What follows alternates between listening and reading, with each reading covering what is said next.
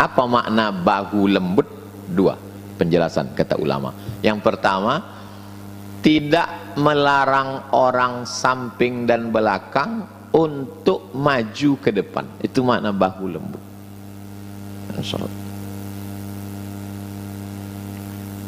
Agak ada celah sedikit di sini, gesernya supaya yang belakang ini maju. Itu artinya bahunya lembut. Ada orang ini kan tidak, ada luang celah sini, jadi kangkangnya kaki supaya tak masuk kawan. Gitu. Ini kuncai kelai. Kebetulan yang belakang kok preman bawa tobat. Bau tidak, gitu. Bertinju dalam masjid. Kalau awak bertinju dalam masjid, yang golak uang di luar masjid. Kata orang dalam luar masjid, untung awak tidak sembahyang. Itu makna yang pertama. Makna lembut bahu adalah orang yang tidak melarang orang lain atau memberi peluang untuk orang di samping atau belakang untuk memberi tempat ketika sedang sholat. Makna yang pertama adalah orang yang murah, pemurah. Orang pemurah. Jadi sifatnya pertama sifat fisik, yang kedua sifat non fisik. Ini tentang masalah bahu yang lunak. Rawahu Abu Daud. Hadis ini ada dalam kitab Sunan Abi Daud. Kita mengaji hadis ini sampai jam berapa Ustadz? Sampai waktu maghrib.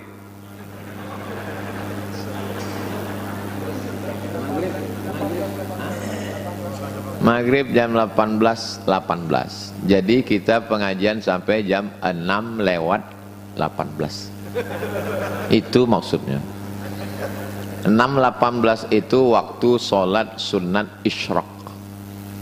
Matahari terbit namanya syuruk. Waktu syuruk tak boleh sholat, karena waktu syuruk itu kornai syaitan, waktu dua tanduk setan. Orang jahiliyah dulu kalau dia beribadah ditunggu waktu tanduk setan. Waktu tanduk setan itu tiga. Yang pertama terbit matahari, yang kedua tergelincir matahari, yang ketiga tenggelam matahari. Waktu matahari ini bumi terbit matahari gini, datang setan menghampiri. Matahari itu kan bulat, datang setan menghampiri, bertanduk sampai qaida ramhin, setinggi tombak. Kalau begini tinggi tombak, setan itu menghampiri matahari sampai setinggi tombak. Setelah dihitung menurut ilmu astronomi 12 menit. Maka lewatkan waktu matahari terbit sampai 12 menit. Payah kita ngitungnya itu. Kapan matahari ini terbit? Kapan 12 menit? Mudah. Tengok waktu maghrib. Kalau maghrib jam 18.18, alhamdulillah selama sebulan ini kita ingat waktu maghrib.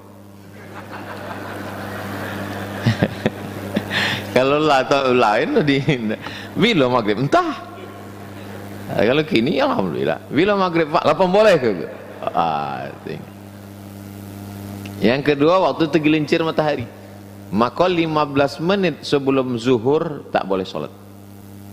Jadi kalau zuhur awak, zuhur kok tidak ada ini, 2 boleh, 5 boleh, 15 berarti dari mulai jam 12 itu sudah mulai 2 waktu tanduk setan. Kecuali kalau sholatnya ada sebab. Sholat ada sebab boleh. Ada sebab itu maksudnya masuk masjid. Masuk masjid jam 12. Kok sholat? Ada sebabnya. Sebabnya apa? Masuk masjid. Masuk masjid memang sholat. Namanya sholat tahiyatul masjid. Setelah asar menjelang tenggelam matahari. Waktu matahari akan tenggelam, setan datang lagi. Jadi dapat awak simpulkan, orang jahiliyah itu sembahyangnya 3 kali. Matahari terbit, matahari tergelincir, matahari tenggelam. Jadi kalau ada tetangga, kawan, jamaah, keluarga awak nan sembahyangnya setahun sekali, berarti lebih parah dari jahiliyah. Wah, anggot jahiliyah aja 3 kali sembahyang saya. Wah, setahun sekali itu pun masbuk pula. Na'udzubillah. Jam 18.18 nanti kita habis. Nomor 133. An Muaz ibni Jabal. Ada sahabat Nabi namanya Muaz bin Jabal. Diutus Nabi berdakwah ke Yaman. Muaz bin Jabal radhiyallahu an. Setiap menyebut sahabat Nabi jangan lupa radhiyallahu an. Allah meridhoinya. Ambo sepanjang ceramah belum pernah dipanggil protokol. Berikut ini yang akan menyampaikan tausiah Ustadz Abdul Somad radhiyallahu an. Anin Nabi sallallahu alaihi wasallam, dari Nabi sallallahu alaihi wasallam. Qala, Nabi bersabda, khatwatani, dua langkah. Ihdahuma, langkah yang pertama, ahabbul khuta ilallah, langkah yang paling disukai Allah. Wal ukhra, langkah yang kedua, abghadul khuta ilallah, langkah yang paling dibenci Allah. Fa ammal lati yuhibbuha Allahu azza wa jalla, langkah yang paling disukai Allah, rajulun nazara ila khalalin, ada orang menengok sop kosong di depan, di samping, fasaddahu, diisinya. Itu yang paling disukai. Nampak kosong muka, isi. Nampak kosong samping, isi. Oh, kawan saya selalu itu Pak Ustaz, asal nampaknya kosong diisi. Sop apa? Sop buka puasa. Iko sop sembayang. Iko cita sop sembayang. Nampak kosong, isi. Sekarang pengalaman nambo lah, pengalaman pribadi, sholat. Asal masuk ke sop yang kosong, bukan yang isi, dipersilakannya lah Pak. Kata. Tahu berapa kali. Persilakan. Jadi yang paling bagus adalah mengisi sop kosong. Walaupun saya berceramah di Masjid Al Muhajirin, tapi ceramah awak iko ditonton orang dari mana-mana, sebab iko direkam, diupload di channel Tabung Wakaf Umat, nama channelnya. Tolong subscribe, like, share, and comment. Semua hasil dari channel Tabung Wakaf Umat iko dipakai untuk tabung wakaf umat pesantren Nurul Azhar. Sesudah lewat Rumbai, simpang bingung, belok kiri masuk sebelum TPU Kopit. Kalau mau singgah ke TWU kok sebelum ke TPU. Kalau sudah TPU jangan singgah lagi ke TWU. Sebab kami tak menerima jenazah. Kami hanya menerima tamu yang hidup. Yang sudah meninggal kami kirimkan Al-Fatihah. Jadi Bapak Ibu, singgah-singgahlah ke TWU, Tabung Wakaf Umat. Tanah wakaf, ada masjid, ada pendopo, ada asrama, ada kelas, ada anak-anak yang sedang belajar di sana. Langkah yang kedua, wa ammal lati yabghadullah, yang dimurkai Allah, yang tidak disukai Allah. Fa idza arada ar-rajulu ay yaquma madda rijlahul yumna wa wada'a yadahu 'alaiha wa athbatal yusra thumma qama. Ada orang mau berdiri,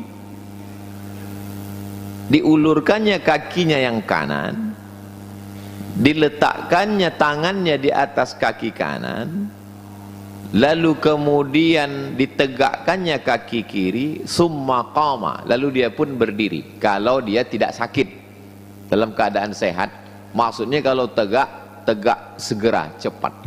Tapi kalau dalam keadaan sakit, encok, sakit pinggang, osteoporosis, tak apa-apa dengan cara begitu. Kalau mau berdiri, berdiri aja.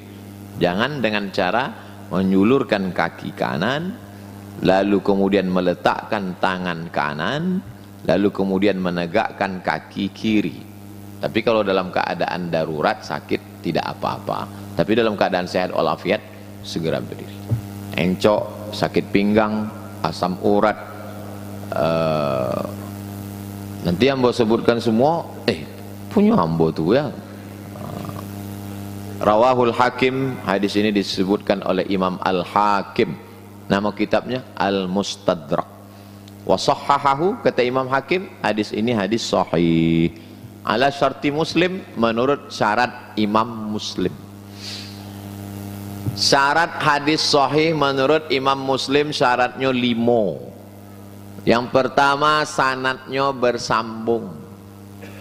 Apa arti sanad bersambung? Dari imam yang menulis hadis sampai ke Nabi tak putus.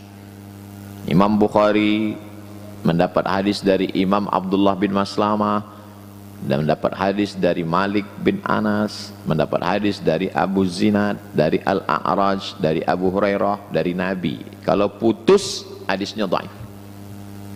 Putus di bawah, namanya hadis mu'allaq. Putus di atas, namanya hadis mursal. Putus dua-dua, hilang 2 rawi, namanya hadis mu'dal. Putus di tengah, namanya hadis munqati'. 16 tatap muka, 2 SKS. Potong ujian akhir semester. Yang kedua syaratnya, periwayatnya mesti adil. Adil artinya menjauhi dosa kecil, menghindari dosa besar. Syarat yang ketiga, periwayat hadis itu mesti dhabit, ingatannya kuat. Kalau selalu lupa handphone, tidak bisa. Tak bisa meriwayatkan hadis. Yang ketiga, yang keempat, tidak ada syaz. Makna syaz, mukhalafatus thiqah liman huwa awsaq minhu. Riwayat dia berbeda dengan periwayat yang lebih kuat hafalnya. Yang keenam, sababun khafiyun yaqdah fi sihhatil hadis. Ada illat, ada sebab kecil yang menyebab rusaknya hadis. Jadi kalau hadis itu cukup 5 syarat, namanya hadis sahih. Kalau hadis itu cukup 5 syarat tapi kurang pada ingatan, namanya hadis hasan. Kalau tidak kuat sama sekali, namanya hadis dhaif. Hadis dhaif tetap boleh dipakai untuk motivasi beramal. Awaluhu rahmah, awsatuhu maghfirah, akhiruhu itqun minan nar. Ada ustadz dulu berceramah malam bulan puasa. Jamaah yang dimuliakan Allah, puasa itu terbagi 3. 10 yang pertama rahmah, 10 yang kedua maghfirah, 10 yang ketiga itqum minan nar. Langsung togak jamaah di tengah. Ustadz, itu hadis dhaif. Kata ustadz, memang dhaif, jadi kau mau apa? Kata. Hadis dhaif tetap boleh diamalkan selama cukup 5 syarat. Yang pertama, tidak dalam masalah akidah. Yang kedua, tidak dalam masalah hukum halal haram. Yang ketiga, tidak ada periwayatnya yang kadzab, pendusta, pembohong, penipu. Yang keempat, masih bernaung di bawah hadis sahih. Yang kelima, untuk fadail a'mal, motivasi beramal, boleh. Allahumma lakas sumtu. Allahu akbar, Allahu akbar. Allahumma lakas sumtu. Dhaif. Itu kan bukan masalah akidah, bukan masalah halal haram. Riwayatnya tidak ada non kadzab. Jadi Allahumma lakas sumtu tak masalah. Jadi kalau nanti ada orang Allahumma lakas sumtu wa bika dhaif, emang masalah buat lo? Apa salahnya Allah? Yang betul itu ini, dhahabaz zama'u wa batallatil uruqu wa sabatal ajru. Dhaif juga. Jadi pakai dua-duanya. Kalau Ustaz buka puasa, apa doanya? Allahumma laka sumtu wa bika amantu ala rizqika aftartu bi rahmatika ya arhamar rahimin, dhahabaz zama'u wa batallatil uruqu wa sabatal ajru. Tapi kalau sedang lapar betul, bismillah. Sebab itu yang sahih. Yang sahih itu cuma bismillah. Karena kata Nabi, ya ghulam, kalau kau mau makan, sammillah, sebutlah nama Allah, bismillah. Bismillahirrahmanirrahim. Baik, apa salah? Cuma kadang kalau sedang lapar nih, bismillah, lupa.